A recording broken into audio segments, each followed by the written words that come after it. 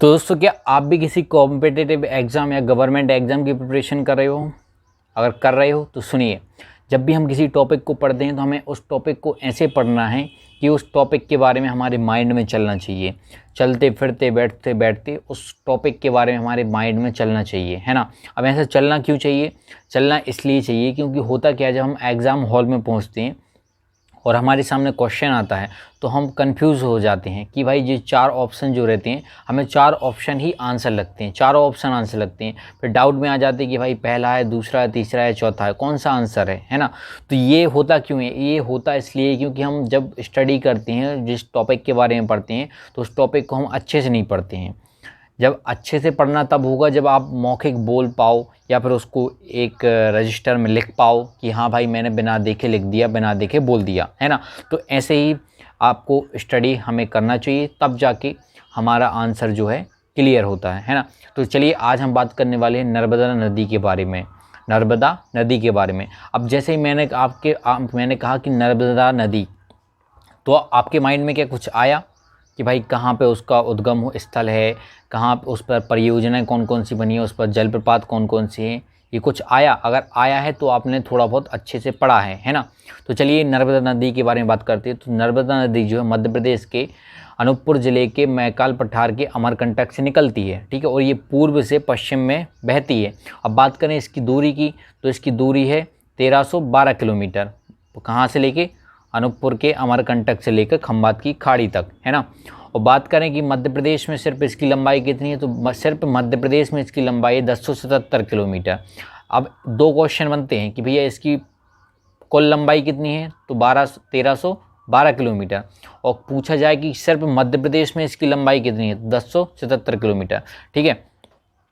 और एक क्वेश्चन और बनता है कि भैया नर्मदा नदी के समांतर कौन सी नदी बहती है, तो नर्मदा नदी के समांतर बहती है ताप्ती नदी। कौन सी नदी? ताप्ती नदी। तो चलिए नर्मदा नदी में आगे बढ़ते हैं। नर्मदा नदी जो है, अब बात करें नर्मदा नदी की, तो और हम आगे क्या बता सकते हैं, और आगे हम बता सकते हैं, ये कैमरे में देखते हैं ना तो कन्फ्यूज आ जाते हैं। ऐसा होता क्यों? एक तो ये फर्स्ट वीडियो मेरी, और मतलब ये टॉपिक वाइज। तो फिर आगे बढ़ते हैं। तो नर्मदा नदी, हाँ, नर्मदा नदी को और अन्य नामों से जाना जाता है। कौन कौन से नाम? मैकलसुता, रेवा, सोमोदेवी, है ना, नवोदोष और जीवन रेखा के नाम से, इन नामों से जाना जाता है। और नर्मदा नदी जो है मध्य प्रदेश की सबसे लंबी नदी है, ठीक है। ये क्वेश्चन ये बनता है कि नर्मदा नदी मध्य प्रदेश की सबसे लंबी नदी कौन सी है, तो वो है नर्मदा नदी, ठीक है। अब आगे बढ़ते हैं कि भैया नर्मदा नदी जो है वो विंध्याचल पर्वत और सतपुड़ा पर्वत के बीच से गुजरती है, इसलिए इसे भ्रंश घाटी के नाम से भी जाना जाता है ना। एक ये क्वेश्चन हो गया कि भैया नर्मदा नदी को किस नाम से जाना जाता है, और ऑप्शन में अगर दिया गया हो तो उसको भ्रंश घाटी के नाम से भी जाना जाता है, ठीक है।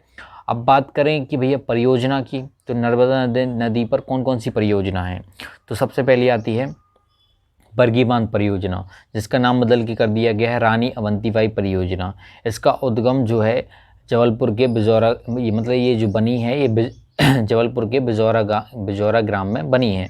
फिर आती है इंदिरा सागर परियोजना, इसका ये जो है ये खंडवा, पुनासा खंडवा में है, ठीक है। फिर आती है ओमकालेश्वर परियोजना, ये भी खंडवा में है, फिर आती है महेश्वर परियोजना, ये जो है मंडलेश्वर धार में है।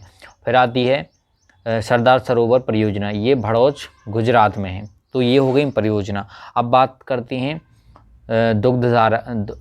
धुआंधार के बारे में। धुआंधार तो खुद वो है एक, क्या। अब बात करते हैं वाटरफॉल के बारे में, जलप्रपात के बारे में। तो नर्मदा नदी पर निम्न जलप्रपात हैं। पहला है कपिलधारा जलप्रपात और दुग्धधारा जलप्रपात, ये दोनों जलप्रपात जो हैं वो अनूपपुर में है। फिर आता है धुआंधार जलप्रपात, ये जबलपुर में है। फिर आता है मंदाता जलप्रपात, और एक आता है दर्दी जलप्रपात, ये जो है ये होशंगाबाद में है। मंदाता और दर्दी जलप्रपात जो है होशंगाबाद में। तो ये हो गए जलप्रपात। अब बात करें कि भैया जो नर्मदा नदी है वो कितने ज़िलों से होकर गुजरती है। एक क्वेश्चन बनता है कि नर्मदा नदी कितने ज़िलों से होकर गुजरती है, तो नर्मदा नदी 15 ज़िलों से होकर गुजरती है। अब आपको पता होना चाहिए कि भैया ये 15 ज़िले कौन कौन से हैं। अब पता क्यों होना चाहिए? पता इसलिए होना चाहिए क्योंकि एक क्वेश्चन बनता है और उसमें आपको 4 ऑप्शन दिए रहेंगे और उसमें पूछा जाएगा कि वो कौन सा ज़िला है जिससे नर्मदा नदी नहीं गुजरती है। तो अब आपको वो पता होना चाहिए कि भैया वो कौन कौन से ज़िले हैं, 15 ज़िले। तो ये 15 ज़िले जो हैं आपको याद होंगे मैपिंग से। जब आप मैपिंग करोगे मध्य प्रदेश का मैप जो है आपको बिल्कुल माइंड में याद होना चाहिए कि भैया मध्य प्रदेश में ऊपर श्योपुर, मुंडेफरैना, दतिया, ग्वालियर, है ना, गुना, अशोकनगर, निवाड़ी, टीकमगढ़, छतरपुर, पन्ना, रीवा, सतना, ऐसे ये मतलब पूरा मैप जो है कौन से ज़िले के बाजू में कौन सा ज़िला है, तब जाके आपको ये परफेक्ट चीज़ें होंगी और तब जाके कोई भी क्वेश्चन बनेगा तो आप आंसर दे पाओगे। तो चलिए अब बात करते हैं कि ये 15 ज़िले कौन कौन से हैं। तो भैया सबसे पहले जो है अनूपपुर से निकलती है, अनूपपुर, डिंडोरी, अनूपपुर से होती है डिंडोरी, डिंडोरी से होती है मंडला, मंडला से जाएगी नदी नर्मदा नदी जबलपुर, जबलपुर से नरसिंहपुर, जबलपुर से नरसिंहपुर, नरसिंहपुर से रायसेन, रायसेन से होशंगाबाद, होशंगाबाद से गई सीहोर, सीहोर से गई देवास, देवास से गई हरदा, हरदा से गई खंडवा, खरगोन और फिर होते हुए धार, बड़वानी और अलीराजपुर, अलीराजपुर। ये हो गए 15 ज़िले। शायद बीच में एक नहीं, बीच में शायद एक गैप हो गया शायद। हाँ, तो ये 15 ज़िले हैं, मुझे याद हैं। कभी कभी ये बोलने में थोड़ा कंफ्यूज हो जाता है, बाकी क्वेश्चन आएगा तो मैं फटाक से बता दूंगा।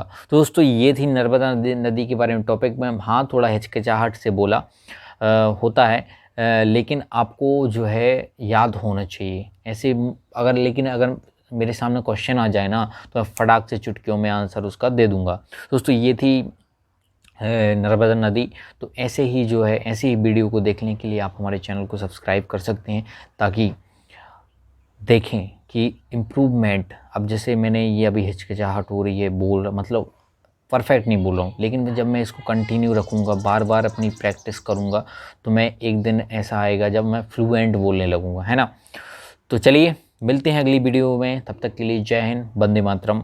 और अपने दोस्तों के साथ भी वीडियो को शेयर करिएगा, ताकि वो भी कुछ सीख पाएँ और उनको भी थोड़ा लगे कि हाँ भाई, पढ़ने का ये तरीका सही है, कि मतलब जो याद कर रहे हो आप वो परफेक्टली हमें याद करना है। मिलते हैं अगले टॉपिक पर। धन्यवाद।